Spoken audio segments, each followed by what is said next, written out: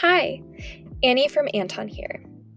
Did you know we have a language tool that translates all of our content into 40 languages? And 20 of those languages have text to audio capabilities? Let me show you how to use it. First, go to your avatar in the upper right-hand corner and click on Settings. Scroll down to your account settings and find the translation tool. From here, you can activate the tool and select the language you want to translate into.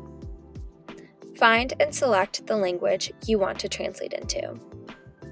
Now you'll notice the tool in the top right-hand corner of your screen. This is where you can toggle the translation tool on and off. Let's translate some content. First, navigate to an exercise. Today, I want to learn about chemistry. Open a lesson and click on the translation tool to toggle it on.